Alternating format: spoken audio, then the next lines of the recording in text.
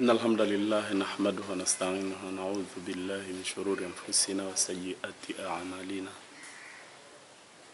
من يهديه الله فلا مضل له ومن يضلل فلن تجد له وليا مرشدا أشهد أن محمدا بلغ رسالة ونصح الأمة وكشف عنا الغمة وجاهد في الله حق جهاده حتى أتاه اليقين رب اشرح لي صدري ويسر لي امري واحلل عقدة من لساني يفقهوا قولي. Wenzetu wapo wapi?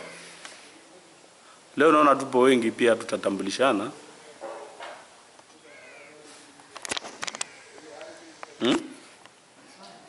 Leo naona tupo wengi waliokuwa hawakuweko hapa siwajui itabidi tutambuane. Na wajua hawa yule ni Mbwana Saleh, Vincent, Miraj, Mustafa. Kwema Mustafa? Hatunani Mustafa Mentega. Na bounce hapa. Huyu ni Riziki. Huyu ni Sharifa. Sabrina huyu natumai. Sabrina? Sabrina huyo hapo. Khadija hajaja leo? Huyu nani yako nyuma yako? Na? Halima. Yule? Fatuma? Wenzetu wapo wapi? Kina Hamid. Anakuja? Mbona muda mkubwa sana? Nimekutana naye, nina miadi na mafundi wa TANESCO. Kuna site fulani tunaitengeneza kule Kibamba Chama. Tunatengeneza kaosh na mambo mengineyo. Sasa nilienda omba umeme TANESCO. Sasa tuna miadi nao. Walinikuta nikiwa nawasubiria jamaa TANESCO. Nikawauliza ndio mnaenda, walikuwa wengi wanafika hata 15. Nilikuwa sijawaona, wao ndio waliniona wakaja. Ilikuwa ni Hamid na Muhammad Ali. Walikuwa nyuma, wenzi wao walikuwa mbele. Nimeona kundi la wanafunzi, nikaona uniform hii, kajua wanafunzi wa Kiluvya lazima. Sababu sikumbuki kama kuna uniform ya aina hii shule za hapa Port. Natoka na wapa mgongo, wakaniona wakanifuata. Nikamuuliza, akanieleza ndio wanakuja, Mbwana ametangulia huku na wengine. Lakini muda ule alikuwa kishanipigia simu Miraji muda mkubwa, kwamba yupo huku na wenziwe. Nikamueleza ukifika basi nipigie. Naendelea kuwasubiria jamaa wa TANESCO. Nikiwa na lengo kwamba ikiwa hajapiga la asiri lazima nije. Sababu najua kwamba tayari watu wapo huku. Aliniambia enda kutafuta kuni. Sasa sijui walienda katika specified location au anaenda tu kwa kutafuta.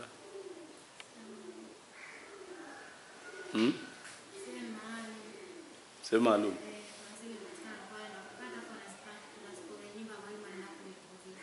Waenda kukata?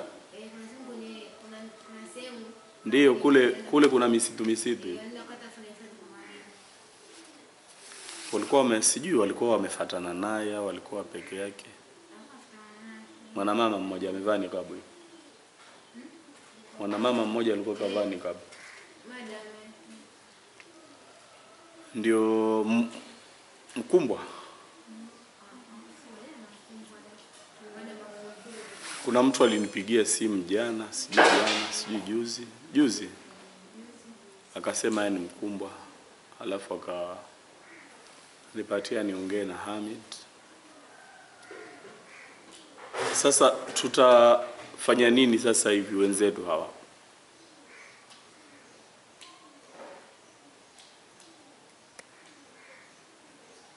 Na nilitoa maelekezo kwamba mimi kama wenzetu hawapo itakuwa ngumu kuongea, sababu dini inatukataza. Dini nasema hakuna shura kabla ya shura na hakuna shura baada ya shura, na shura ni moja, inaitishwa na mtu mmoja ambaye ni kiongozi. Hivyo ndio dini inatukataza, ndio inavyotuelekeza. Sasa tutafanyaje? Maana shura zikiwa nyingi, kauli zinakuwa nyingi, na kauli zikiwa nyingi, watu hawafanyi. Nikamwambia Bi Mkumbwa kwamba si tatizo aje, tokea Jumanne natumai, tokea Jumatatu nipo resi na jamaa wa TANESCO. Maana kipindi kikubwa nimeenda kuomba, hawajaje. Kwa nipo resi nao. Hapa nikija mapema, naja baada ya magharibi au kabla magharibi kidogo. Nimeondoka hapa 1:30 baada ya kusomesha. Sasa tufanyeje? Hamidi ana simu gani?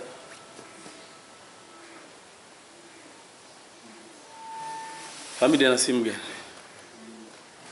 Tumpigie.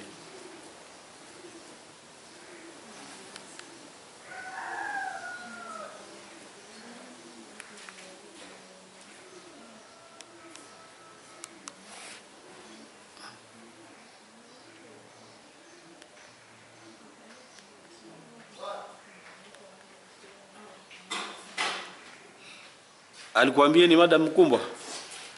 Nilimwambia. Nilimwambia kwamba wakija waje wakiwa wote pamoja. Wakija nusu sitaongea nao, sababu nitakuwa navunja misingi ya dini. Sasa na nyinyi ni nusu, tena bahati mbaya kiongozi hayupo, kiongozi mkuu.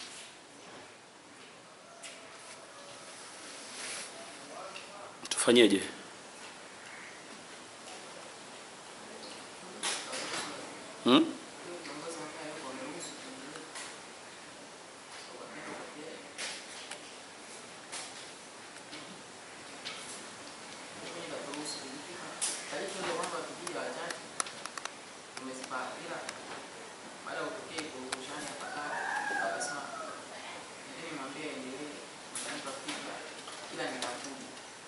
Sasa hiyo grupusheni ndio inapelekea nisiongee mpaka wote wawepo. Sababu nilikuwa sijui kwamba kuna mtu anaitwa Mkumbwa atokea kuzaliwa.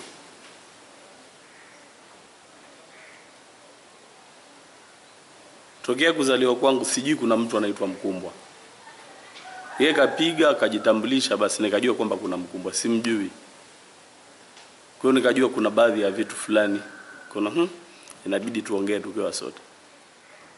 Alafu kama mtakumbuka nilikuelezeni kwamba kikao chetu cha mwisho itabidi nirekodi.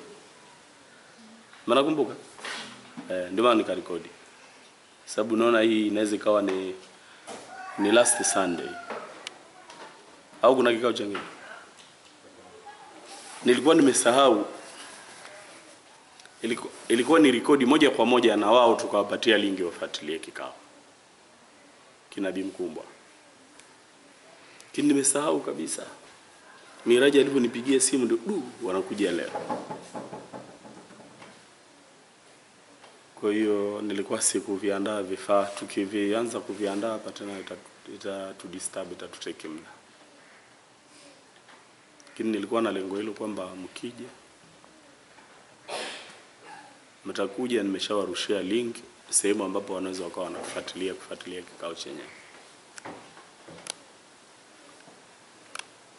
Tufanyeje viongozi?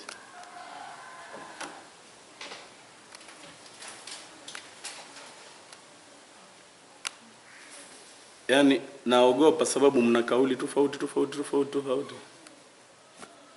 Ndio maana naogopa.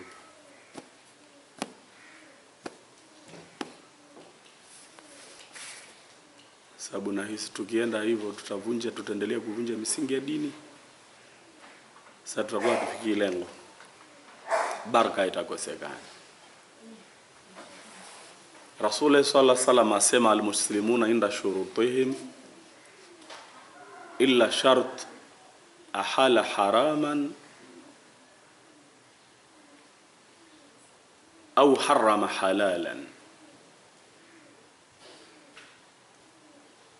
Ni moja ya hadithi au moja ya principles zinazoendesha Waislamu, kwamba Waislamu wanapokubaliana jambo inabidi litekelezwe kama lilivyo, isipokuwa tu lile walilokubaliana likiwa litahalalisha haramu. Tujalie watu wakubaliana kwamba tutakula nguruwe, tumeelewana, tuende tumuue mtu, hilo dini inakataa. Au sharti ambalo limeharamisha kilicho halali. Mfano,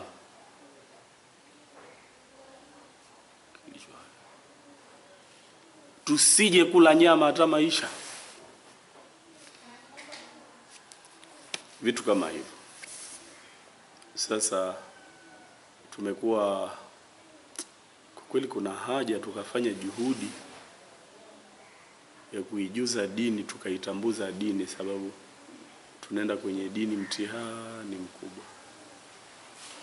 Sijui kama ni nyinyi niliwahi kuwaeleza wanafunzi, sijui kama nyinyi niliwahi kukuelezeni, ila baadhi yenu na natumai niliwahi kuambia kwamba kule shule ya Kibamba mwisho, kuna mwanamke mmoja Muislamu anavaa hovyo. Sijui kama niliwahi kukuambieni, ila sina uhakika kama mlikuwa nyote. Anavaa hovyo kweli kweli. Nguo yake, mnaona ile sangu ni nzito kuliko nguo yake. Imagine hii ikiwa nzito. Halafu ni nguo, anavaa sana nguo za mpira. Mnazijua nguo za mpira? Kwa kweli niliumia sana. Nilikuwa natoka kwa mwalimu mkuu, akatoa salamu, sijaamini. Nikajibu salamu kwa kutarajia si Muislamu. Ghafla naye katoka nje, nikasikia wanafunzi wanamuita kwa jina. Ikabidi niwaulize wale wanafunzi ninawasomesha, vipi yule Muislamu? Akasema Muislamu. Nimesikitika. Kwa kuna haja tukapata mabadiliko. Tizameni, nyinyi ni viongozi lakini hamjui misingi ya uongozi. Hakuna uongozi wowote ambao utakuwa bila shura. Lazima shura itakuwepo, lakini hamjui misingi ya shura. Hilo ndio tatizo. Na sio nyinyi tu. Mimi ni mtu wa sekula mwenzenu. Nimesoma dini nikiwa mtu mzima. Nimeanza kusoma alifun baun taun, yani alif bet th, nikiwa na umri wa miaka 27. Ndio nimeanza kusoma alif bet th. Kuna changamoto kadhaa zilizopelekea niende nisome. Mimi pamoja na kwamba nilikuwa sijasoma dini, lakini wote ninaotembea nao wote ni mashekh. Kwa hiyo na mimi nilikuwa naonekana na mimi ni shekh, sababu navaa hivi tokea zamani sana. Tokea umri wa miaka 17 navaa hivi. Kwa hiyo naonekana shekhe, kumbe sina chochote. Nikaona mtihani, sababu watu wananifuata nyumbani kuja kuuliza maswali ya dini. Nikiwaambia sijui chochote kwenye dini, wananiambia nawabagua. Nikaona hii changamoto hapana, inabidi niende nisome. Na changamoto nyingine ilikuwa kwa marafiki zangu. Ikitokeza wamefanya jambo halipo vizuri kidini, ukimkumbusha anakuambia alete aya. Nachukua msahafu wa Saleh Farsi, mnaujua, wa Kiswahili, nafungua hivi namwambia, ananiambia Allah kazungumza kwa Kiarabu, akuzungumza kwa Kiswahili. Kwa hiyo yeye hayupo tayari kupata ushauri wako, hayupo tayari umkosoe, kisa tu huna aya. Nikaona kwa nilikuwa na aya, ngoja na mimi nipange muda. 27 miaka naenda kukaa. Alif be te ananifundisha ana miaka 25. Leo hii mtu mkubwa. Namuita shekhe ananikimbia. Mimi si shekhe wako. Ananikimbia. Kwa hiyo kuna haja tukajua Uislamu vizuri. Nazungumza hivi kwamba hao mlionao shuleni walimu ndio ilikuwa wakusimamieni, sababu ndio mnazidi umri, ilikuwa wakusimamieni kidini tuende sambamba. Lakini nao pia hivyo kama nyinyi hawakusoma dini. Kwa hiyo ni mtihani. Sasa tufanyeje? Namba ya nani ya Hamid? Hamjui ana namba gani? Hamjui?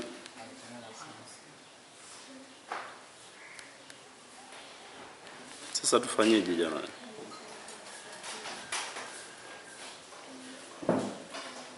Sharifa, tufanyeje?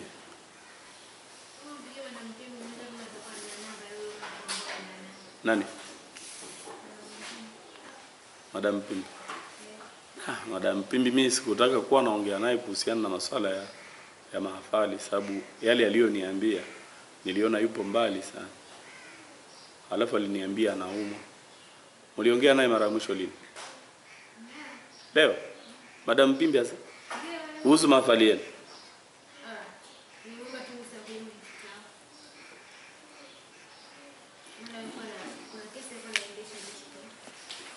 Kishaanza kuja shule. Tufanyeje viongozi? Naomba basi muni brief nipate kuelewa kinachoendelea.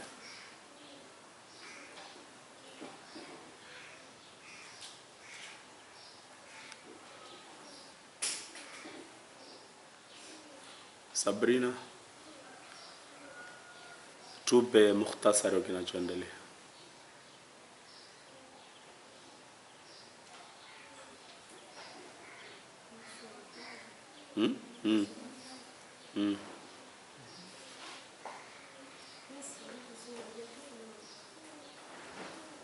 Ni tatizo jamani. Mnapoendesha sivyo, lazima watu wote wao wanajua kunaendelea nini. Huu ndio Uislamu. Tusifanye hivyo. Please tusifanye hivyo.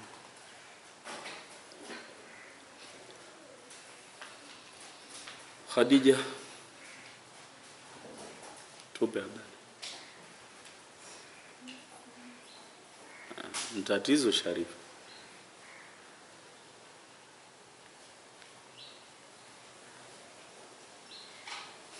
Msifanye hivyo jamani. Hamjafanya vizuri kabisa. Kwamba tupo na wenzetu kwa pamoja, lakini hawajui chochote, kana kwamba ni waalikwa na hali ya kuwa nao ni waalikaji.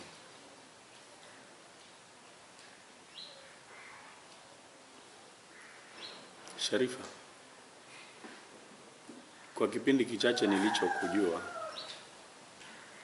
naona upo vizuri sana. Kwa nini hilo limekushinda kuwapatia taarifa? Na kuona upo vizuri sana, sababu umefanya juhudi. Kwanza wazee wako wote niwe na contact nao ya moja kwa moja, wananipigia muda wote wataka, tofauti na wote. Kwa nikahisi huyu mtu yupo makini sana. So nakuheshimu sana, mbali na umri wako kwa mdogo, ila hilo umefeli. Usifanye hivyo binti.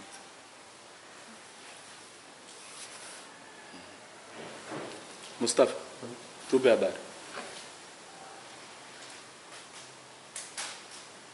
Habari ya mahafali.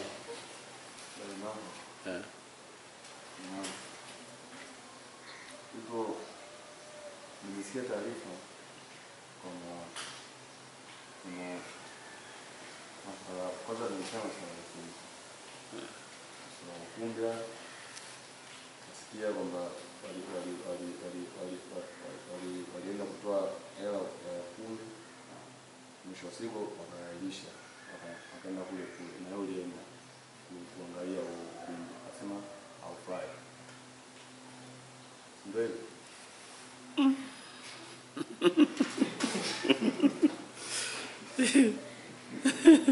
Yaani mtihani kweli kweli.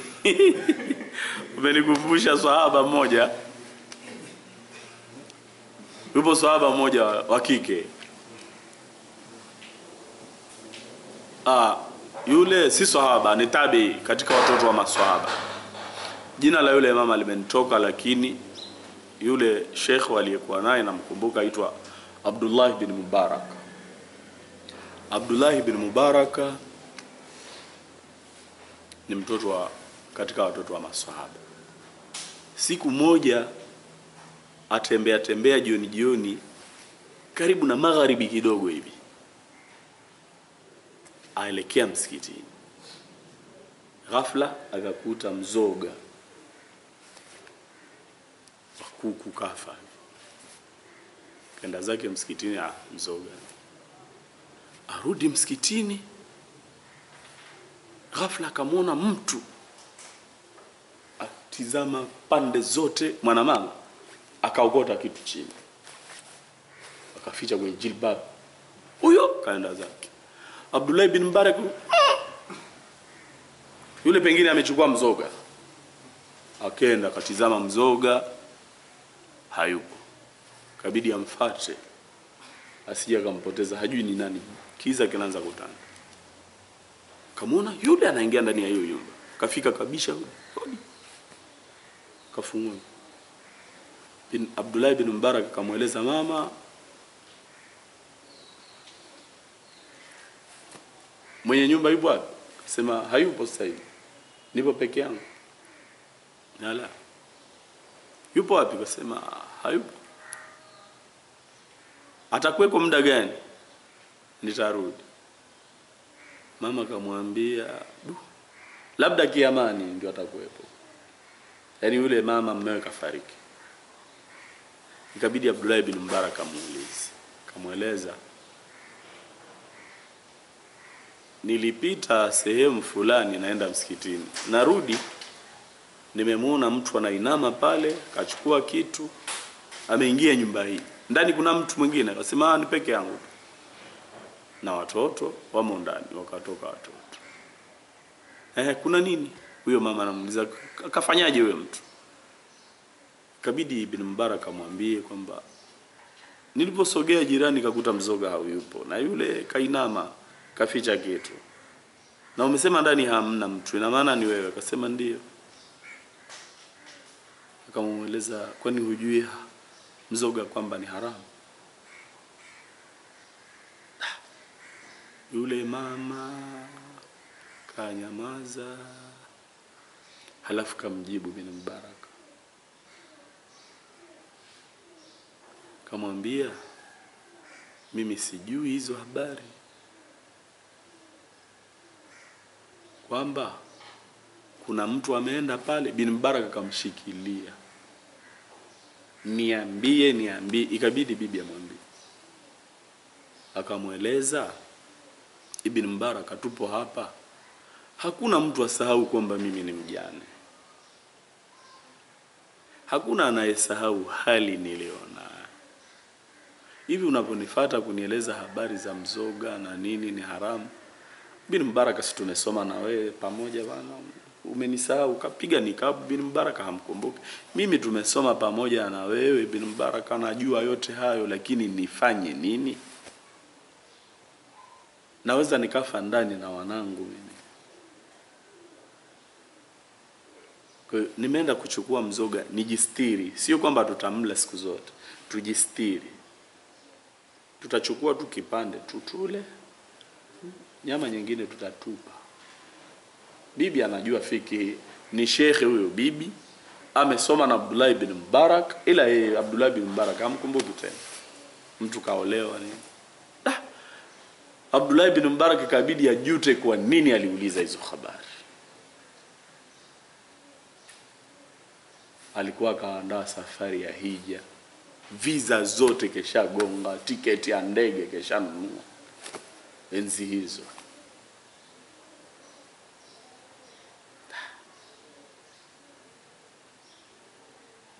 alichokifanya, akaenda kaongea na mtu ambaye kwamba yeye amechelewa kupeleka gharama zake sehemu ya usafiri. Abdullah bin Mubarak akamweleza, nimepatwa na dharura, sitoenda tena hija. Itabidi vyote nilivyoviandaa wewe usiende kununua tena, nunua vya kwangu nitekeleze hayo mambo yangu. Akampatia pesa zote, akampatia vyote alivyoviandaa na nini. Kachukua pesa zote kampelekea ile bibi Abdullah bin Mubarak. Na mimi nimejuta kwa nini nikakuuliza swali. Nimejuta kwa kweli. Kwa nini nikakuuliza swali? Sababu umenibana. Kweli nilienda ukumbini, lakini style unapoongelea kana kwamba nimeenda ukumbini mara ya pili. Na aliyekuwa nimeenda mara moja.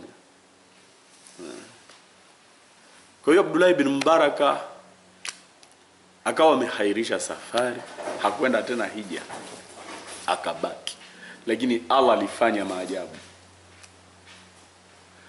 Abdullah bin Mubarak kwenye hija watu walimuona Abdullah bin Mubarak huyo hapa. Na ni mmoja wa mashehe wakubwa, yeye ndio alikuwa anahijisha watu. Yupo nyumbani anahijisha watu. Walivorudi hija, watu walikuja na zawadi nyingi sana. Abdullah Mubarak ametusaidia kwenye hija nani. Vipi jamani? Anakataa. Usikatae, ni zawadi tunakuletea shekhe. Ni hiyo hija umetusaidia sana. Unaona mambo? Abdullah bin Mubarak, mimi nitakushaurini msiwe na uzito wa kufanya wema. Unaweza ukashangaa maajabu yakakutokea maisha. Abdullah bin Mubarak yupo home anahijisha watu kule. Miezi wanamuona siku zote, wanatia naye udhu, wanaswali naye swala alfajiri, swala zote. Lakini na walioko home hapo naye. Watu walivyokuja wengi kabidi Abdullah bin Mubarak tena aogope, akaona hii sasa itakuwa sio utani. Kuna kitu seriousness imo katika jambo hili. Likafuatiliwa. Mimi kiukweli tulienda ukumbini, lakini tulienda ukumbini kabla ya kutoa pesa. Wewe umeanza pesa, alafu kasema tulienda kutizama. Ndio maana nikashtuka. Haya, tuende kwa Auntie Halima. Una habari gani? Wa form 3. Nashukuru sana. Ningekuulizeni. Haya, sasa kwa kweli bado nilipendelea Weko Hamid. Na nilimwagiza Bi Mkumbwa kwamba please waambie waje wote. Bi Mkumbwa siji nikamweleza, unajua shura nini? Najua hana chochote, ni Muislamu tu. Hana chochote. Tunawajua watu wa sekula. Mimi ni mwenzao kabisa wa sekula. Kwa hiyo huyu sina haja nimwambie tu waje wote tu. Halafu nikamwambia kama watu kuja wote mimi sitaongea. Nani niliongea naye alfajiri? Sijui asubuhi. Ilikuwa wewe. Si nilikuagiza hivyo. Na nilituma message nikaandika hivyo. Lakini wewe sikukutumia sababu najua simu ni za wazee. Niliogopa wazee wakisoma, kuna nini? Najua kwamba wazee wako hawana shida sababu ulivyoongea na baba yako tukiwa tupo pamoja kana kwamba ni ndugu yako. Wewe ndio mkubwa, yeye ndio mdogo. Mnaongea kabisa friendly. Najua hawana shida. Lakini kuna effect, psychological facts. Akisoma message sababu anajua kwamba muda wote tunaongea, hakuna sharti ya kwamba lazima watu wote wawepo. Kwa nini nisitume message kwenu? Si vizuri. Ndio maana sijatuma message. Hata wewe ndio maana sikukutumia message. Nilituma kwa Miraji, sijui kama ilifika. Nilituma kwa huyu, nikatuma kwa yule jamaa. Aitwa ni yule jamaa. Ni dad. halafu Hamid na huyu. Sasa sijui tufanyeje, wa kweli tunavunja dini. Tufanyeje? Mnashauri nini? Na Hamid naye wanaweza hata wakawa wamemaliza. Hamid haipo serious. Wanaweza wakawa wamemaliza. Hamid akapiga misele huyo. Kaenda zake chama, anda kumtafuta bangu za kumbe bangu za huko.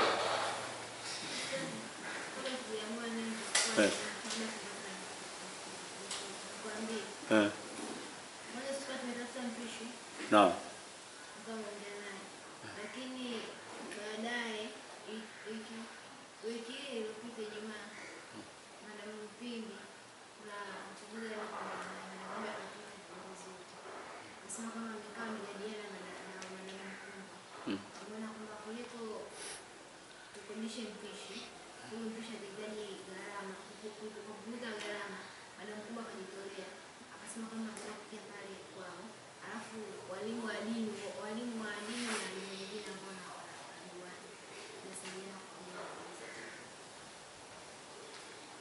good idea, ila wao walikuwa wapi?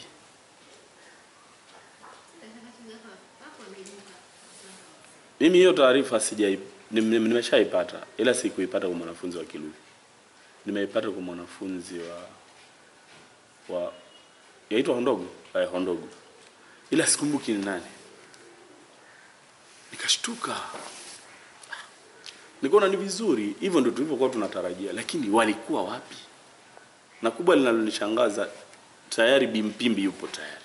Na Bimpimbi alinieleza kwa ukali sana. Paka nikakosa mmemfanya nini. Kwa ukali sana kaniambia, Sheikh, ni fikra nzuri lakini mimi hao watoto sitaki kuwasikia kabisa.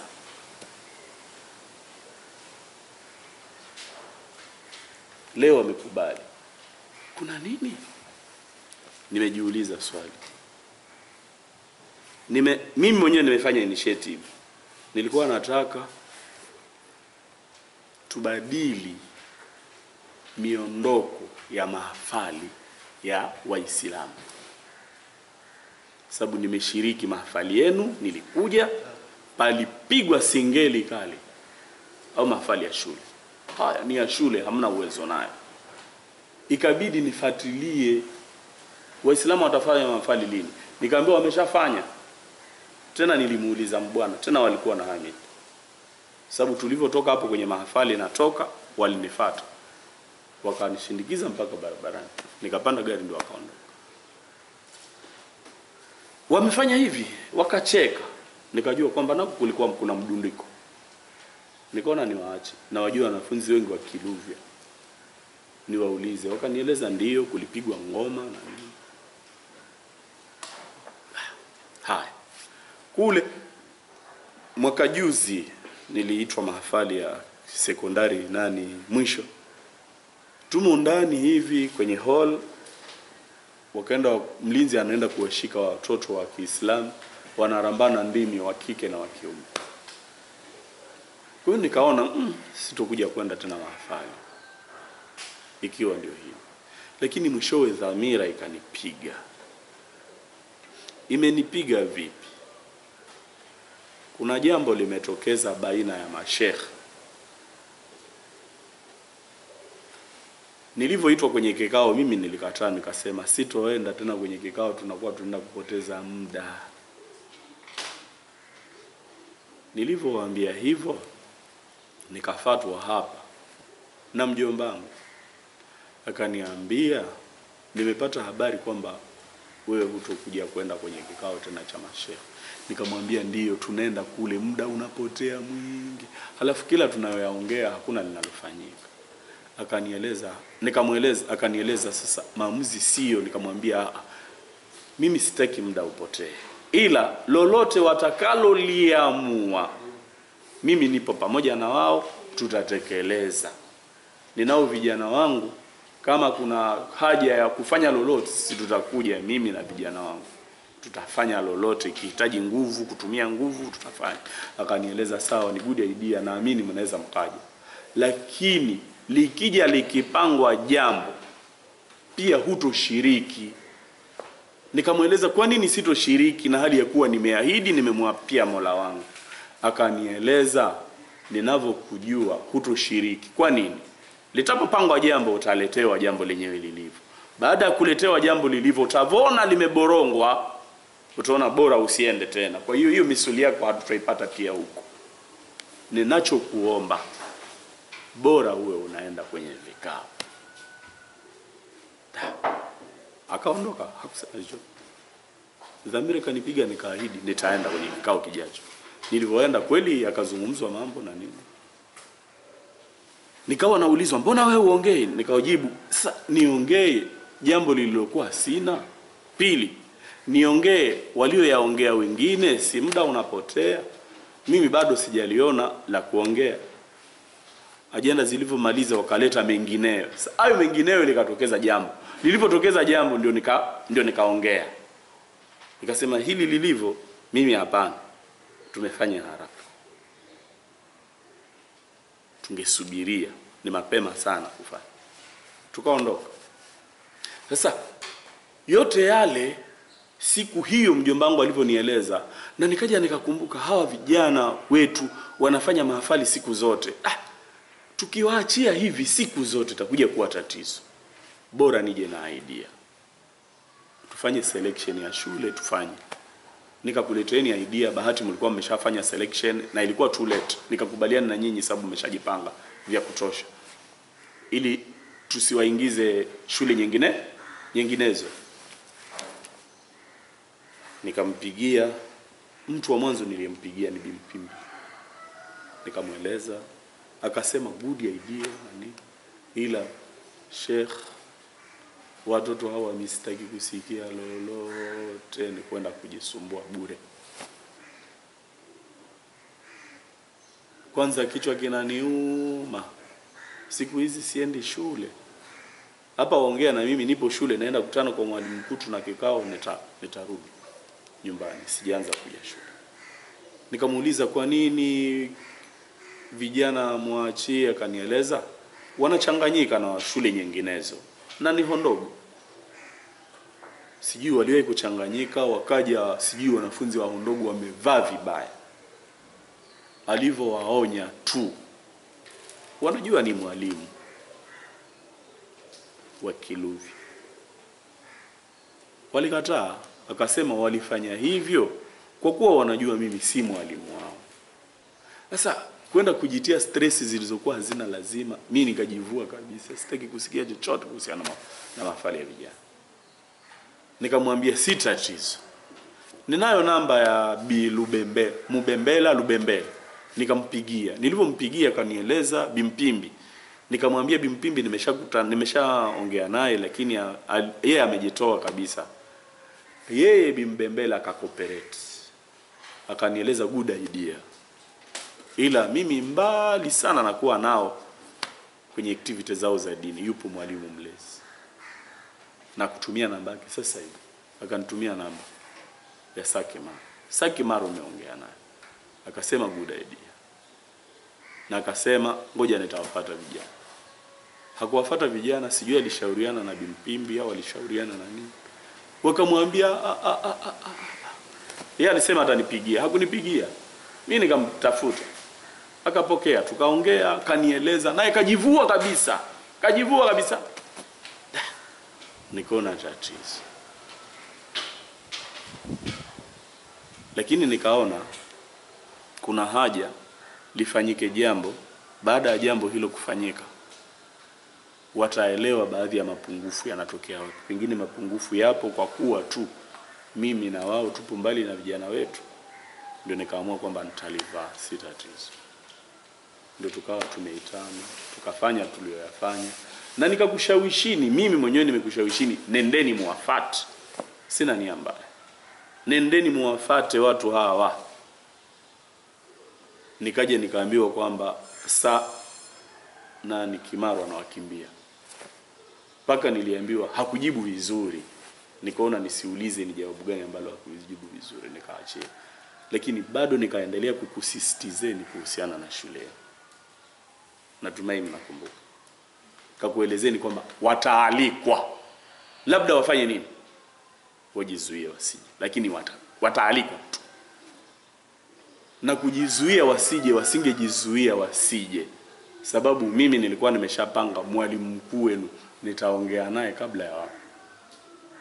Mwalimu mkuu wa Hondogo nitaongea naye kabla ya mwingine yote.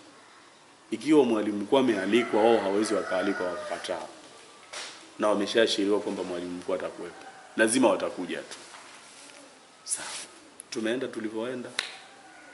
Ndiyo kuna makosa mengi yamefanyika. Lakini nashindwa mimi namna ya kukuzuieni. Kwanza inabidi muelewe kwamba sina interest yoyote ya pesa ambayo nataka kwenu. Sina kabisa. Sina kabisa. Mkikutana na wanafunzi niliowahi kuwasomesha, si msikitini, si shule, siombe, sichangishe mchango wote. Naenda kwa gharama zangu, sina, nitatembea kwa mguu. Basi, sichangishi. Bali kitokeza mwanafunzi hana daftari, nitamnunulia daftari. Kwa hiyo sina interest yoyote ya pesa kuhusiana na mahafali yenu. Ila tunaogopa nisije nikatafsiriwa kwamba Al-Khidri ana interest fulani. Kwa nini awe mobilized kwa hali hii? Lakini nikaona lengo tuwabadilishe. Haya, kuna masuala yamefanyika sio mazuri, nilikuwa nashindwa kukuelezeni. Tulipokuwa tunaongea tukajaribu kusawazisha mambo, nikakuelezeni kwamba inabidi nijue hata budget yenu. Mnajua kwamba hata budget yenu sijui. Budget yenu sijui, na hali ya kuwa mimi ndio nilikuwa nimeshalibeba hilo jambo, nilisimamia. Niliona nisiulize sana, sababu nisiulize sana isije ikaonekana kwamba Al-Khidri anatafuta pengine pesa. Nikaachia. Kwa nini nimezungumza hili jambo? Sababu tulivyoachana, kila tunavyoachana, baada ya kuachana kuna wawili watatu wanaweza wakaongea. Na katika kuongea ikawa ni mwanzo wa kubadilisha jambo. Nyinyi ni vijana wadogo. Kati yenu wanaonijua ni mmoja tu, hata Hamid anijui. Kati yenu wanaonijua ni huyu mbwana tu. Ndio anaweza akakuelezeni profile ya Al-Khidri upoje. Hata Hamid tupo naye hapa mtaani lakini hanijui vizuri. Sasa naona nyinyi ni vijana wadogo nini, ngoja niende na nyinyi hivi na nini. Sababu siwezi nikakudanganyeni, kati yenu kuna watu ambao ni wazuri sana. Wamekosewa kitu kimoja. Hatukukaa hapo nao sisi tuliotangulia umri kukuwaelekeza watu wanaongoza ipi, watu wanafanya hivi. Hatukukaa, mimi mwenyewe najilaumu. Yaani nakusudia kwamba wamekosewa role models.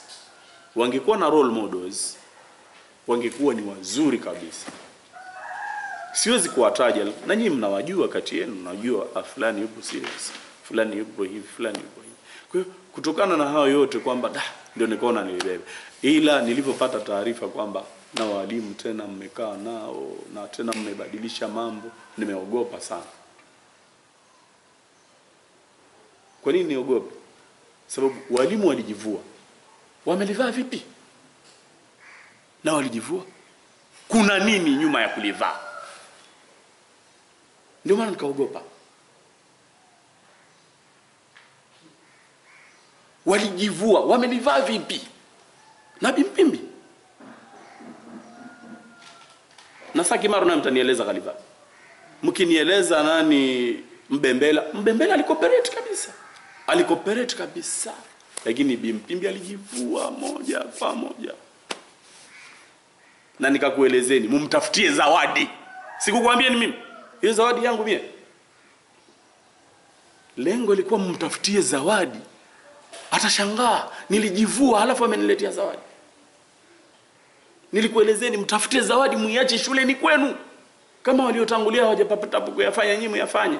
Hata ukibeki miaka 20 ijayo utakuta muhuri upo pale. Ukifika unamkuta mwalimu mkuu yeye, tutamweleza mimi mwanafunzi wa hapa na nini. Fingerprint yetu hii hapa. Anayo. Nilikuelezeni yote. Sababu nina nia njema. Haya mambo tumeyafanya sana. Tumeyafanya sana na tunajua tija zake. Sina interest yoyote. Lakini kilichonitisha, walimu wenu wamelivaa kivipi? Kitu gani kinachowa motivate? Nimeogopa sana.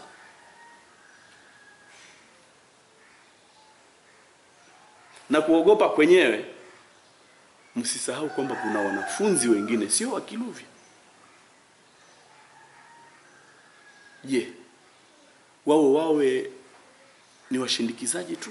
Msifanye hivyo Sharifa, msifanye hivyo. Nitakuwa nakutaja Sharifa sababu ndio kiongozi uliokuwa. Msifanye hivyo. Hawa ni wenzetu, ni wenzenu, waelewe kinachoendelea. Kwa hiyo mimi hili linanitisha, sijui mtanikinaisha vipi. Walimu kitu gani kinawamotivate na walijivua? Kwa hiyo mimi nilivyopata habari kwamba wameshakuwa motivated na nini, nikaona ngoja hili nilitue nifanye ya kwangu. Sababu leno linanishughulisha mpaka sikuwa nafanya ya kwangu. Ndio nikaanza race. Sijui mtu wa mwanzo wa mwisho kunipigia ni Vincent. Natumai ilikuwa Jumapili. Nikamueleza kama mtakuja mje mnieleze time mtokuja. Exactly time mtokuja. Tena mje nyote. Ilikuwa ni Jumapili, natumaini mwisho wa kuongea naye baada ya kuona hili itabidi nitue. Vincent mimi hakunieleza kwamba walimu wenu wamekuwa motivated. Lakini nina contact ya wanafunzi wa Kiluvya ambao sio nyinyi. Nimeshazipata hizo habari kwamba wapo motivated tayari. Kwa hiyo mtanielezaje? Mimi nilikuwa nimelivaa kwamba mimi nalichukua. Naam.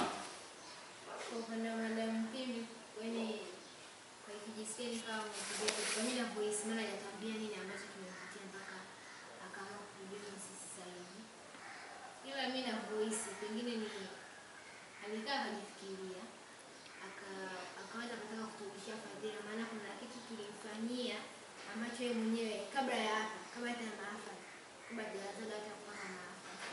Yeye mwenyewe kwanza alistaajabu chokana kufanya. Na nikaribia kutoka na machozi. Alitushukuru sana. Sasa pengine labda alifikiria kwamba wao tulimfanyia, alafu na sisi tumuombe kwamba asimame maafa yetu kwa tukatalie.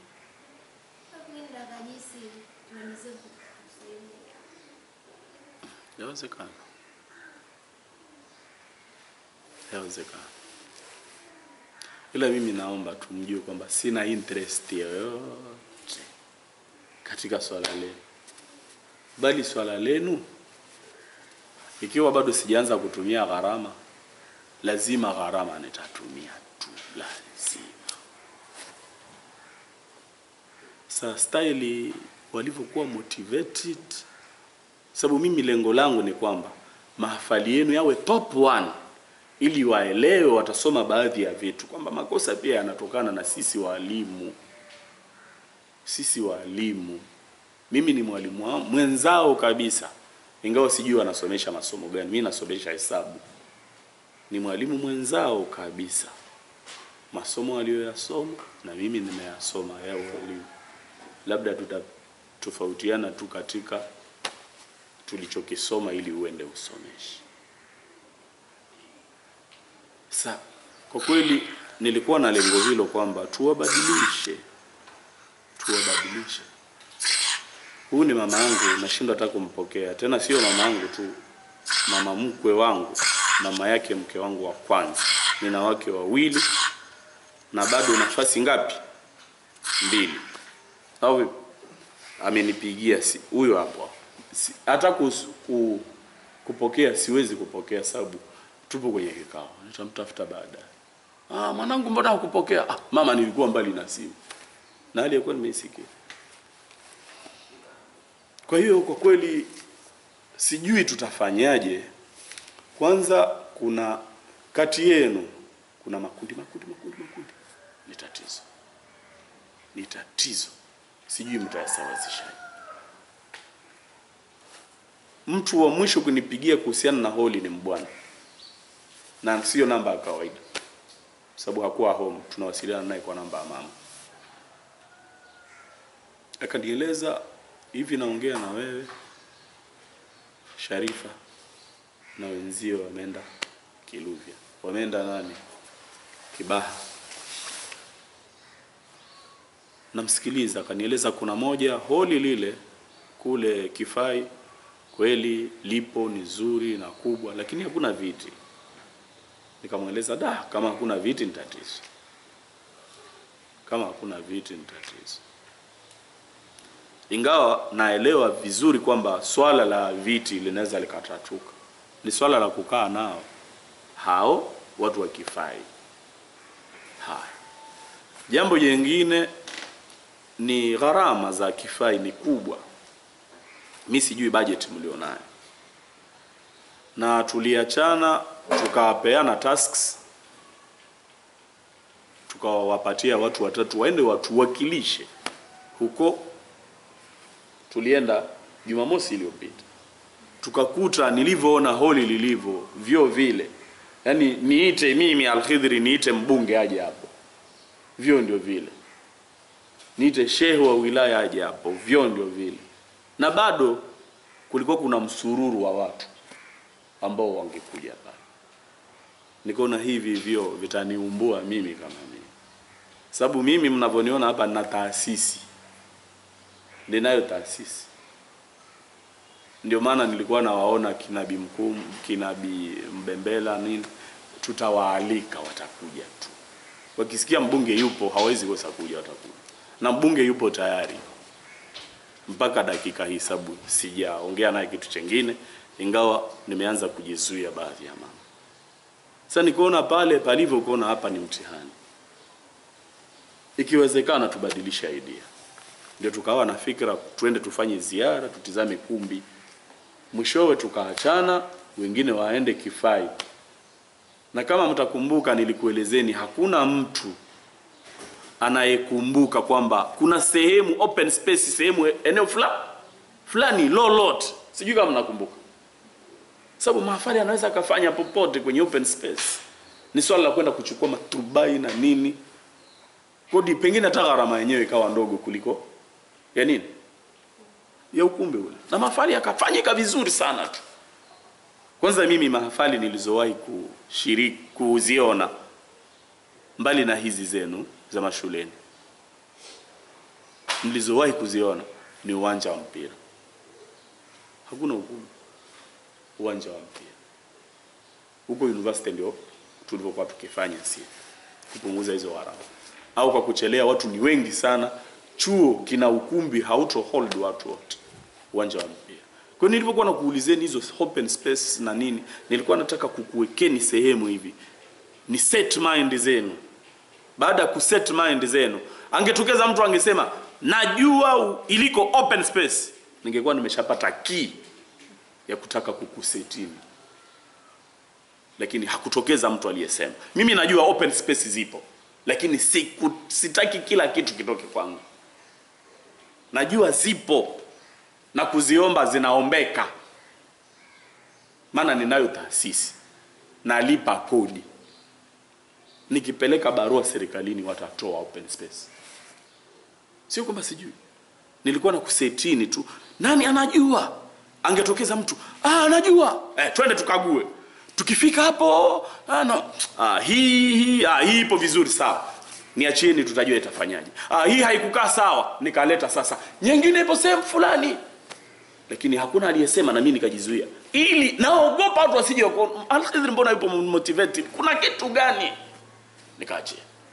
Ikaja fikra ya Kifai na nini.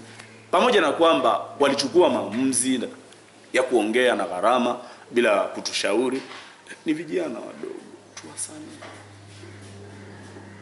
Nikakuambieni nitumieni namba ya mwalimu mkuu, hawakunitumia.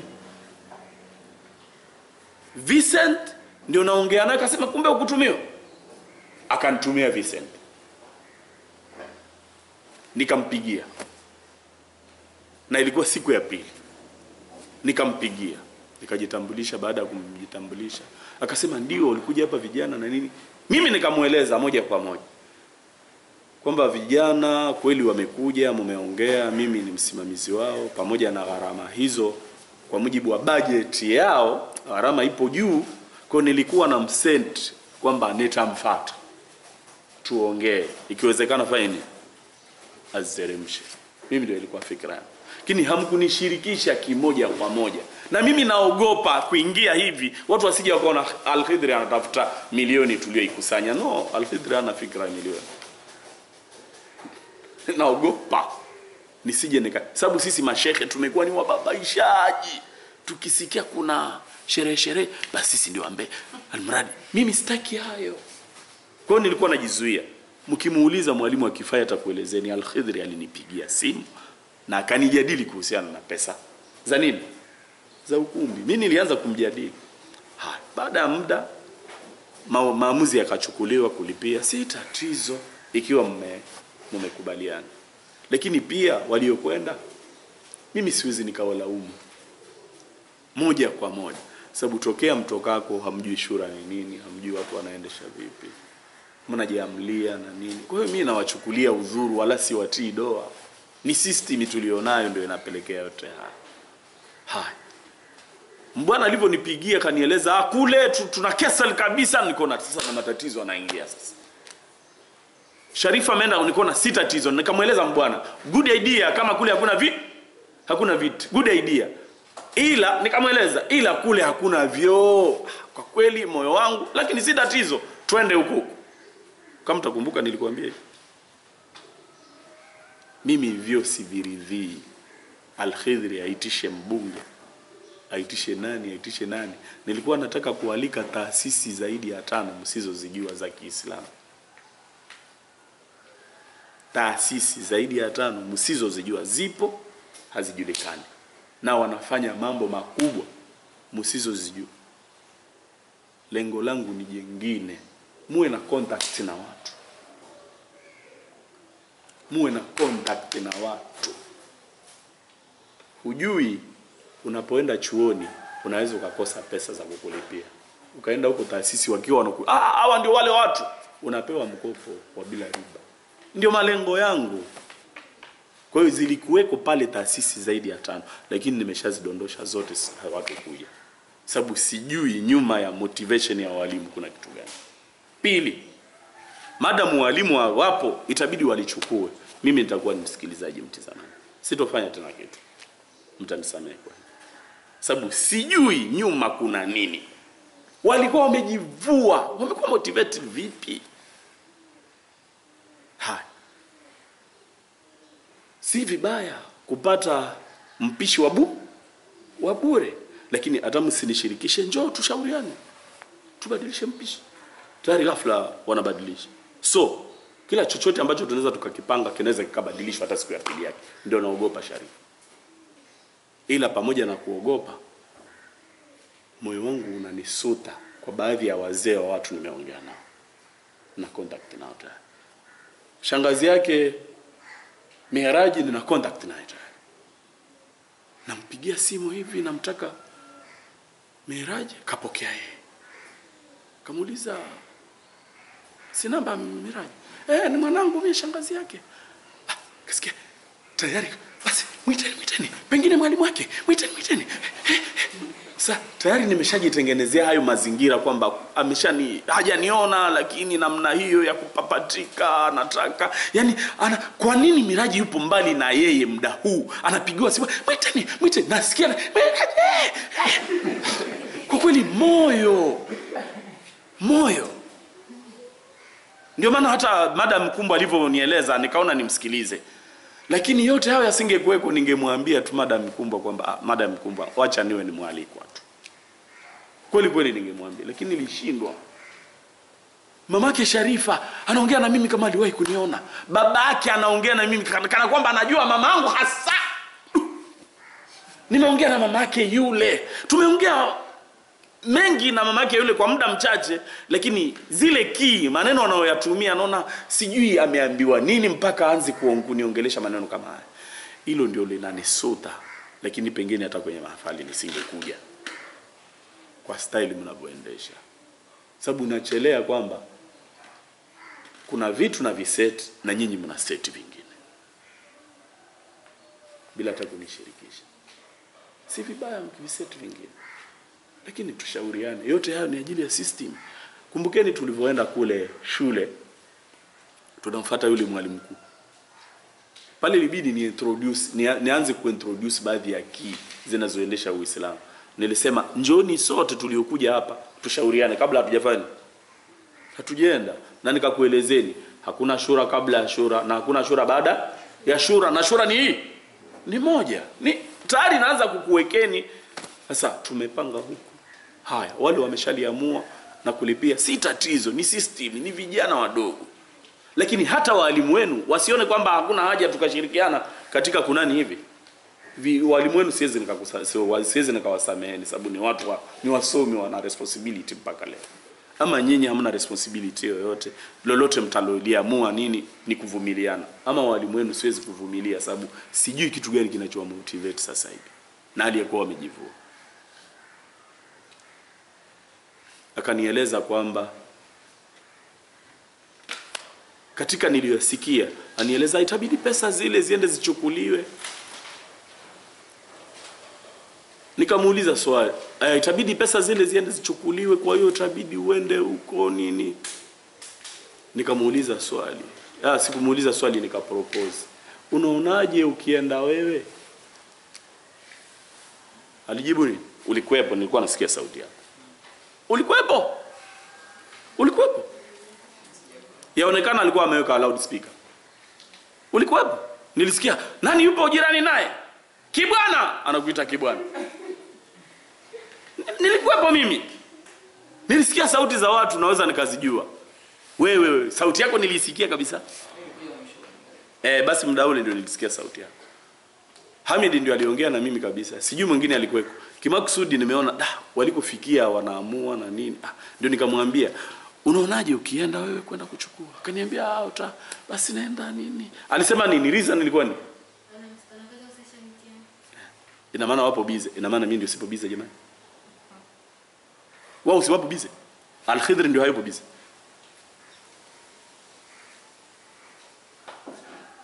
Nakuulizeni. Mimi msione hivyo. Nipo busy kuliko walivyo busy wao. Asiye nijua tu ndo anaweza kaniona kwamba Al-Khidr hayupo busy. Mimi humu naingia saa 10 za usiku. Natoka na mke wangu tunakuja, maana naye ni mwanafunzi. Tunapiga si mnaona wanasoma. Muda huu ni muda wetu wa kusoma. Lakini kwa mujibu wa ratiba tulimejipangia, jamaa anaendelea na yako yake, ngoja na sisi tuendelee na kwetu. Almradi muda usipotee. Naingia saa 10 ya alfajiri. Natoka humu saa 5 za usiku ndio naenda kulala. Halafu saa 10 ndio nimeshakuja. Halafu saa 5 za usiku. Nipo busy kuliko wanavyofikiria. Yaani mimi mtu kama hajanikuta hapa sio kwamba nimeenda kuzurura, kuna mambo yameniteke. Tizameni, Hamid mkimuuliza amenikuta. Mafundi tumeshaongea nao, jamaa TANESCO wanakuja hapa nini? Hebu tengenezeni box pale ili walikute. Naona mafundi wananizuga na nini, nikachukua nyundo moja kwa moja, kaanza kugongomelea na nini. Wakuta nimeshali set na nimeshalipachika tayari. Nipo busy kuliko maelezo. Wawe busy kuliko Al-Khidr yani. Mimi naona tu hawapo tayari kujitolea, ila wapo tayari kupewa keki.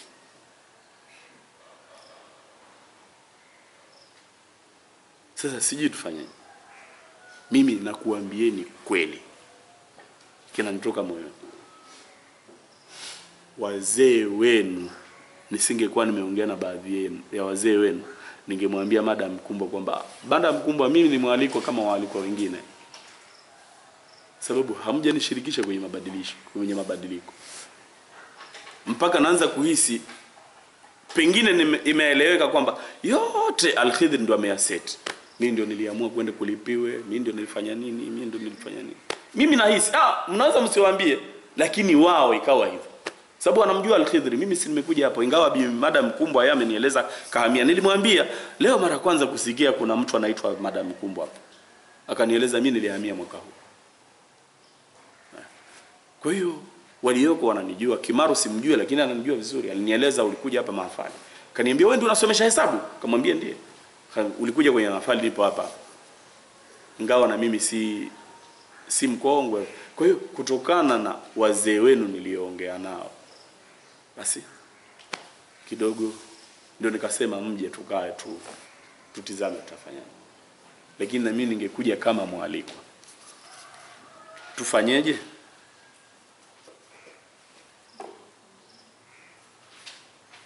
Yaani nazungumza na nyinyi kwa masikitiko.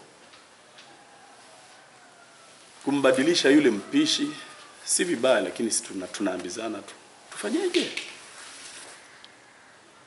Mimi ningekuelezeni jamani nini, basi tumpelekeje hapa hata shilingi 2-3. Huyo mpishi ameshakuwa na ndoto atapata na nini, basi apelekewe hapa hata shilingi 500. Ajihisi kwamba tumemjali. Hakutuita, tumemfuata sisi.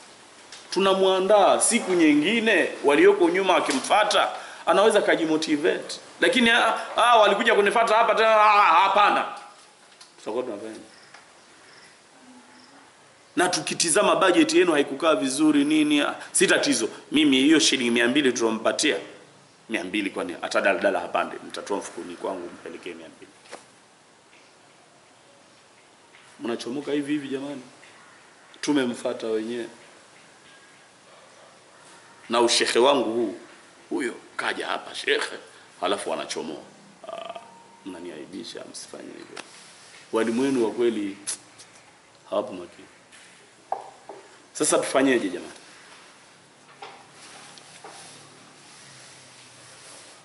Yaani nawaonea huruma wanafunzi wa Hondogo. Nawaonea huruma. Sababu yawezekana walimu wenu wamelivaa. Na madamu wamelivaa, na bila shaka hawashirikishi walimu wa Hondogo, ili wanafunzi wa Hondogo nao wajihisi kwamba kuna kitu wamejaliwa.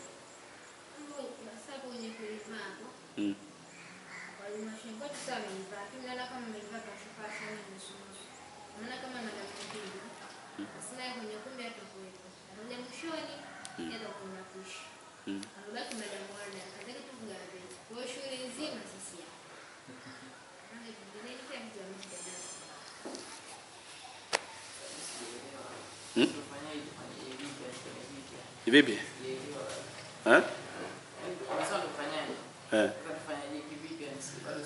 Sababu sisi wengine tunashindikiza kundi. Kwa hiyo ndio tunakuuliza tufanyeje, kitu gani kinachohitajika tufanye. Tutizame tuna uwezo tutafanya. Kama hatuna uwezo tutaambizana.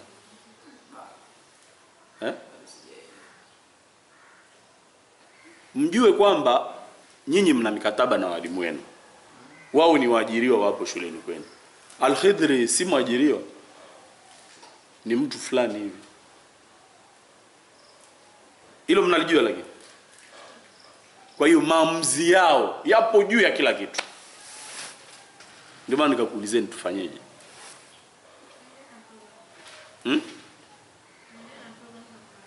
Program ambao mlioipanga ndio tunataka kuiona. Mlioipanga na walimu. Hamna program ambayo pango zaidi ya ratiba cha 2-3 kubadilishwa.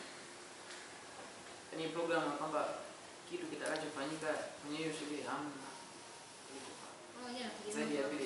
Yaani wakazana kuna mapishi safi. Bwana, mimi na experience ya mambo mengi sana. Mimi nashukuru. Mimi haya mambo mnaoyafanya.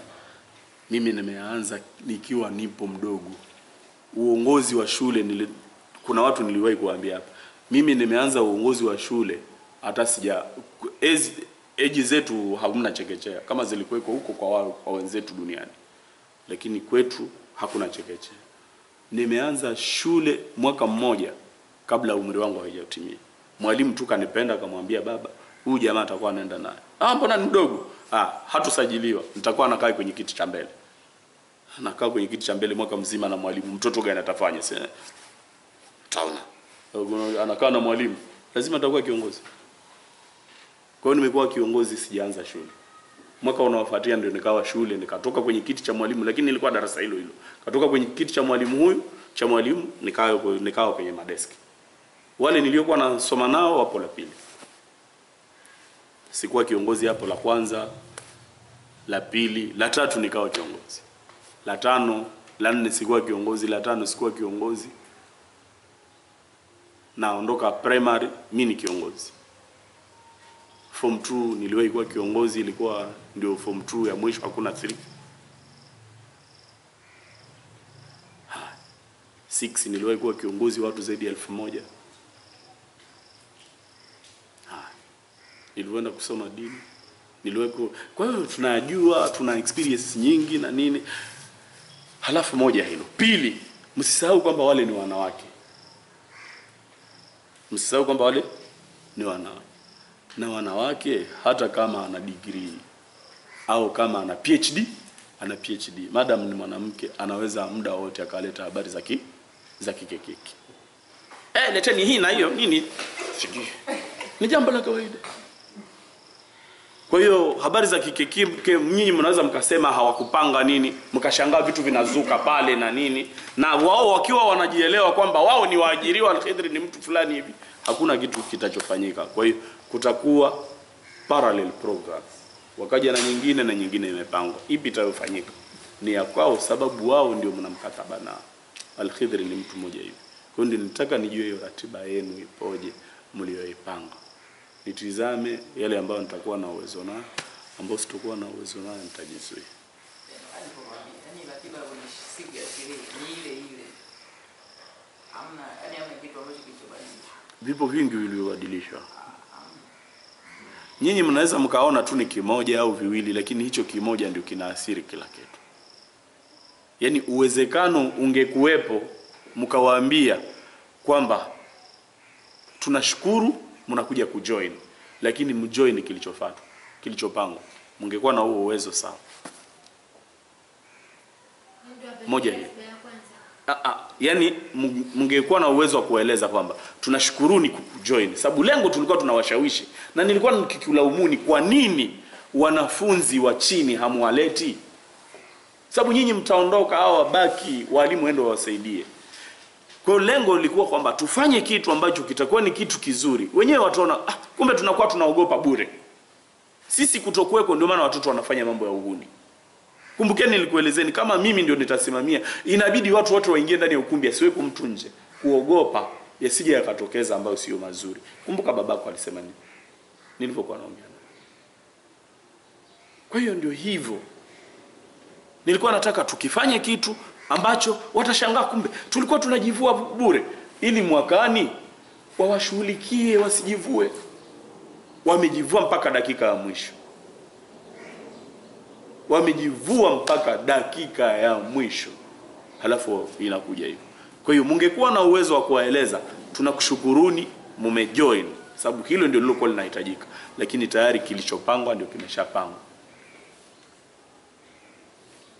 Msikilize, wasipange. Inawezekana? Haitowezekana tena. Mtaenda kuwaparaganya. Mmefanya makosa kukaa na walimu wenu bila kuwashirikisha wanani wa ndogo, wakati mmeshirikiana nao pamoja na uchache wao. Msifanye hivyo, dini nakataza. Yote mnalingana. Yawezekana hata wenye kuja kwenye mahafali yenu sio viongozi wa ndogo, lakini wao ndio waliokuja. Ilikuwa kila kitu. Walimu tuna wenzetu wa ndogo. Hata kama mtu muita Al-Khidri, muite. Na ndio maana nikangangana. Mimi nimeongea sababu hao wanafunzi wa ndogo hapa. Ndio maana nikamngangania Mkumbwa kwamba lazima waweko wote. Niliposema wote nilikuwa nakusudia na wanafunzi wa ndogo wawepo. Sababu style aliyokuwa naenda mnaweza mkaja hapa pekee. Sasa sijui tufanyeje.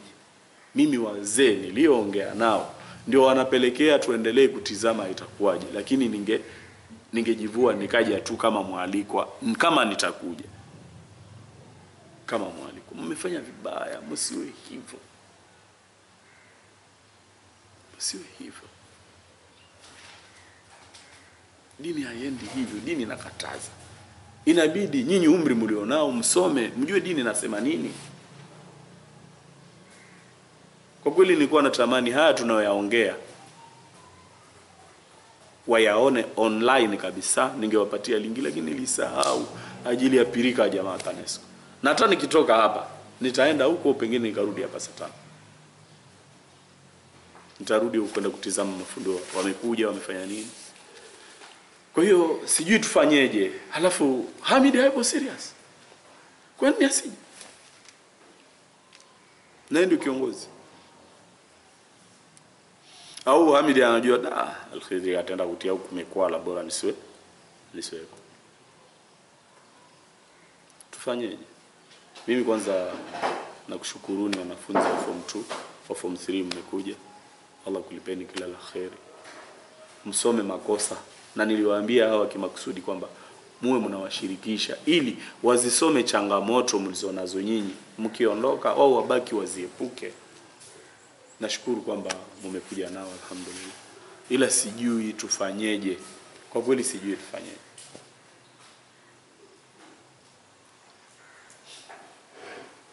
Sijui tufanyeje. Halima wakawa wapi? Kibamba. Wewe wakawa wapi? Mbezi. Waitwa nani? Nasma. Asma. Fatma. Yule wamjua? Kwao. Zuhur. Hujui kwao? Nani unajua kwao? Hakuna yote. Sasa ni mtihani, na pengine wao hawakuaga kwao na nini. Wazee hawajui wapo. Mumeaga? Na muda unaenda kweli, naingia uchoko. Natamani hata niende nikuambieni hapa, tutoke hapa watu wane hivi tuwapeleke mpaka ili wazee waone walikuwa sehemu salama. Sasa tufanyeje jamani? Kwa kweli maamuzi mliyofanya sio maamuzi mazuri. Sio maamuzi mazuri kwa kweli. Mimi sina amani. Hiyo siku ya mahafali kama tunaweza tukatoka salama. Watu wanaweza wakatoka kule wamenuniana.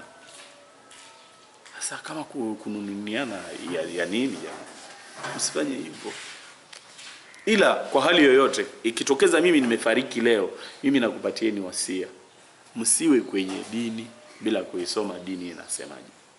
Hakuna ulazima uijue dini kwa Kiarabu, lakini ulazima wa kuijua dini ukapata zile main concepts za dini ni muhimu. La kwanza, uzijue nguzo zako za dini na uzifanyie kazi. La pili, ujue nguzo zako za imani uzifanyie kazi. La tatu, usome familia ya Kiislamu inatengenezwaje. La nne, usome jamii ya Kiislamu inatengenezwaje. Kuna familia na jamii ni vitu vitatu tofauti. La tano ndio la mwisho, jitahidi kadri ya uwezo uyaepuke anayoyakataza Allah na uyaendee anayoyaamuru ili uwe upo salama. Mimi hayo ndio nitakushaurini, msikose kuyafuatilia. Hata kama hamtoyajua kwa Kiarabu, muyajue japo kwa Kiswahili. Sababu yote haya yanatokana na kwamba tunaishi Uislamu tukiwa nje ya system ya Uislamu. Na katika mlioyakosea hapa ni jamii ya Kiislamu inatengenezwaje. Ndio mliokosea. Yaani nakusudia shura. Mimi nawaonea huruma vijana wa Hondogo. Sijui wao wana fikra gani. Mustafa, wewe una fikra gani baada ya kusikia mabadiliko hayo na nini? Umejihisi ni bora kudhihirisha yaliyoko moyoni.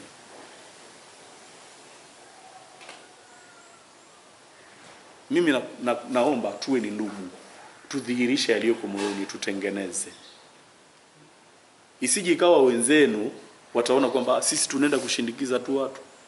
Hatuna la kuongea. Wao wanakuja wanatubadilishia mara hivi, mara hivi. Si vizuri. Si vizuri. Natamani kipindi cha likizo nikupateni nyote mlioko hapa na wengine. Tuje tusome basi japo shura, sababu mtaenda 5 na mtaenda 6 na mtaenda. Mtakuwa mnajinasibisha na Uislamu, lakini mambo mnayoendesha, shura zenu mnaziendesha kwa misingi ambayo sio ya dini, sio ya dini. Ni tatizo. Leo asubuhi wakati nawapatia kazi hao, nimetizama video ya dakika 1 ya shehe wa mkoa wa Dar es Salaam. Dakika 8 hizo, kuna sehemu karibu nusu dakika amezungumza maneno mazito, mengine sikuyajali maana ni mwanadamu na nini, lakini amezungumza maneno mazito.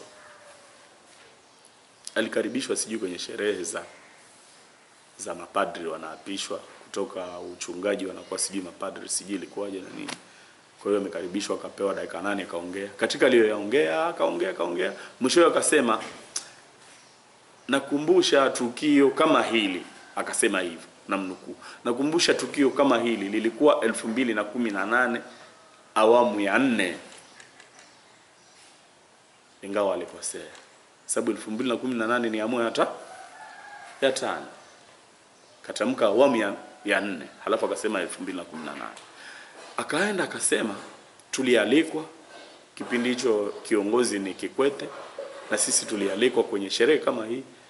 Wakasema wakatusimamisha, Mkristo asimame na Muislamu akasimama. Yawezekana sijui yeye ndio alisimamishwa mtu mwingine. Wakasema Mkristo ataje mambo mawili anoya appreciate kwa Waislamu, na Muislamu ataje mambo mawili anoya appreciate kwa Wakristo. Akasema, ndio akasema pale kwamba naomba kuyarejea yale ambayo tunaya appreciate kwenu nyinyi mliokuwa sio Waislamu. Akasema mmejipanga vizuri kijamii kuliko sisi Waislamu. Ningekuonesheni clip hapa lakini sikujiandaa. Akasema mmejipanga kijamii kuliko sisi Waislamu. Ina maana gani? Ni maneno mazito.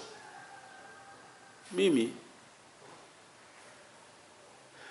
ningekuwa mimi yeye nisingeyazungumza hapo. Haya. Lakini pia naye anaweza kawa na reason ya kuyaongea. Sababu lisemwalo lilioko na lisemwe, jamaa wapo vizuri. Hebu tizama, wanaweza wakaanzisha msikiti wa Turubai. Kanisa la Turubai. Ndani ya miezi 4 ijayo ukashangaa jengo limefanya limeenda juu, na wapo serious katika mambo yao. Sisi Waislamu msikiti hatujenge, tunaletewa misikiti iliyojengwa, unakuja kuoteshwa sehemu hamjui umetoka wapi. Miezi 3 mabomba yote nini imevunjika, mataa, msikiti mchafu nani. Ni jambo la kawaida. Kwa tutakuja kuyaepuka vipi haya kama hatukukaa na nyinyi? Na haya sikudanganye, hakuna anayeyapata kwenye kwenda kusoma. Shehe tumesomea. Kuvuma hatukuvuma, lakini kuwepo tupo. Na wanatujua fulani yupo sehemu fulani anafanya nini. Ila tu Allah hajakadiria kwamba waliokuwa ni watu wa kawaida kutujua. Lakini hao wote wanatujua. Wanatujua kabisa nani yupo wapi anafanya nini, wanaelewa. Tulivyoenda kusoma hatukusomeshwa hayo. Ni elimu kando inajitegemea. Nyinyi mkiipata mnaweza mkaleta mabadiliko. Kwa hiyo mtaniwa radhi kwa haya niliyokuelezeni, ila mnapoendesha mambo mnaendesha ndivyo sivyo. Mimi nitakuwa pamoja na nyinyi baada ya kujua ratiba zenu mlizonazo. Tutizame wapi tutakohitajika kutoa mchango wetu, tutatoa mchango wetu. Ambapo hatutoweza, ila ni mtihani. Moja ya hatua ambao nitafanya kwa hilo ombi lake, pamoja na kwamba sikufurahishwa na process, baada ya wao kubadilisha, wangejaribu kujitolea. Wameamua kulivaa, wakajitolea, wakaenda wao kule.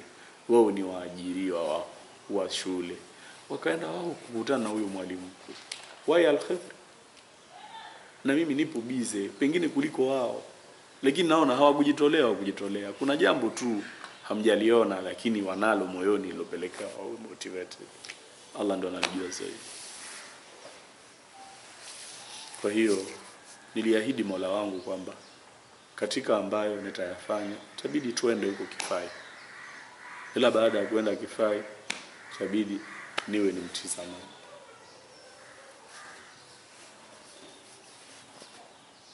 Ila hatua walizozifanya sio nzuri. Wangejitolea wakaenda Kifai. Ni waajiriwa wote, ni waajiriwa wa ndani chako. Wakiongea lugha watalingi, lugha zao zitalingi.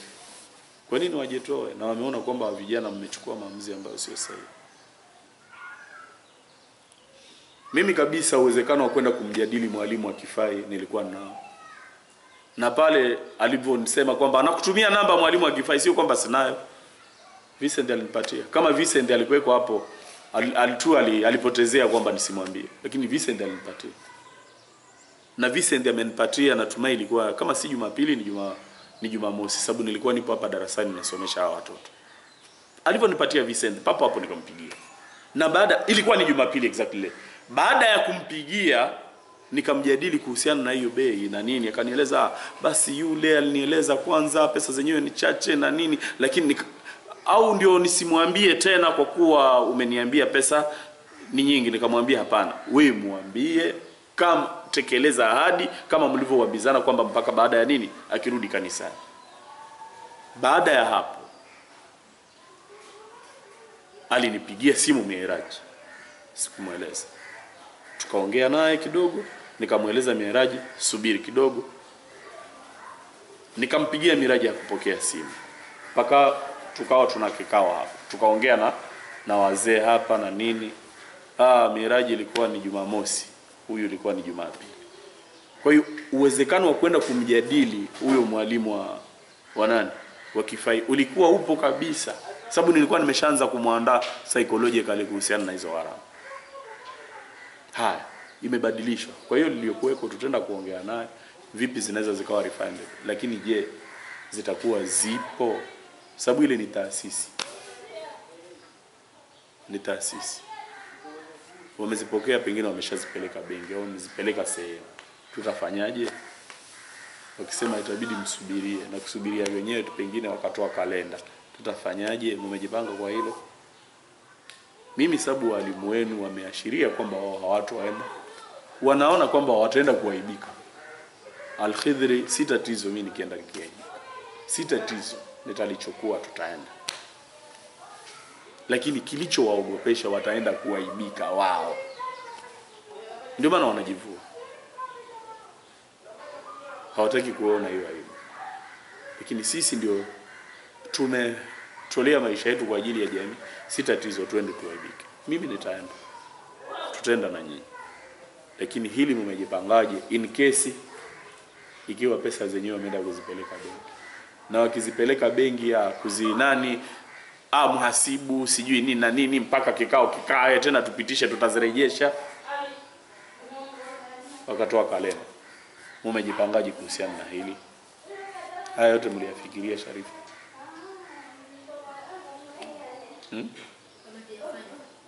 Hamjafanya kitu? Mliyafikiria? Sababu yawezekana pesa hizi ndio zinazotarajiwa kwenda kuendesha hiyo shughuli. Ile ni taasisi, si mtu. Amezipokea mwalimu mkuu ni mwajiriwa akawapatia wahusika. Na wahusika mara nyingi wanakuwa hawana mahusiano na masuala ya elimu, wanafanya biashara. Kwa tutafanyaje? Hili mmeliongea na kina Bimkumbwa au tu watu wameongea tu kijuujuu kijazba na nini?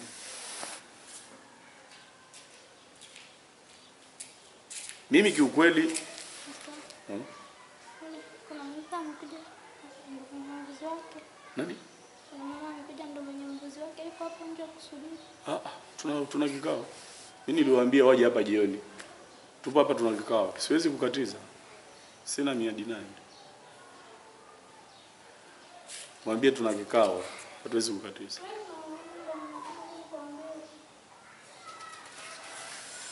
Kwa kuwa wewe ni mke wangu najua kwamba nitawarejesha.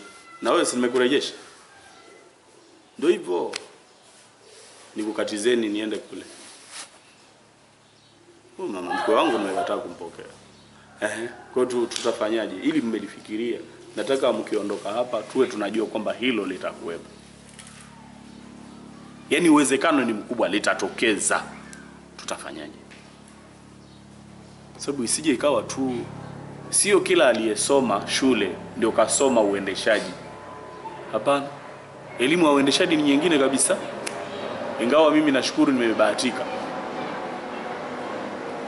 Moja ya elimu nilizosoma ni elimu za uendeshaji. Kwa hiyo lazima watu wawe wanajua kwamba hilo linaweza likatokeza. Sasa kama litatokeza tutafanyaje?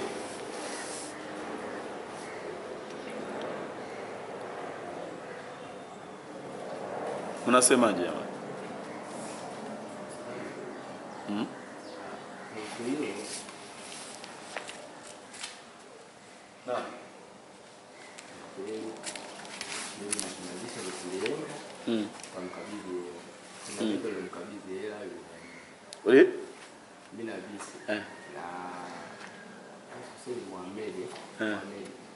Tulienda tukamkabidhi yule mwalimu hela. Pia tukamwelezea.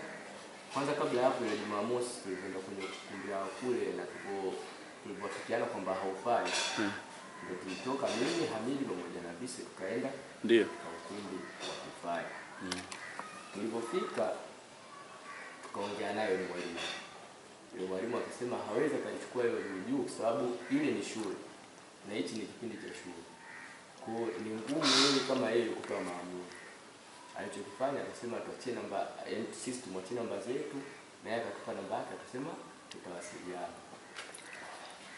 Tulitoka hapo Jumapili ni kweli alinipigia na mimi ndio nilikupa namba zake. Ilikuwa wewe? Na huyu alinipatia. Sio yeye nilikupa namba zake alinipigia. Nimekumbuka. Tukaweza kuongea naye na bei alitarajia kule kuna kitabu. Kwamba na sisi tulitoka hapo tukafikiria kwamba laki 5 tukitoa kwa ajili ya ukumbi haitotoa effect kubwa sana katika bajeti yetu. Bajeti ambayo ilipangwa. Kwa hiyo tukaona si tatizo ila tukuishia hapo tukashirikisha na wengine maana fedha zote anazoshiriki. Na Jumatatu mimi nilitoka shule saa 4 nikaenda mpaka Kirubi. Alikuwa Sharifa, Riziki, nikakutana na Bise pia kina Hamid ndio akatupatia hizo fedha na tuliweza kuzipeleka. Sasa Jumanne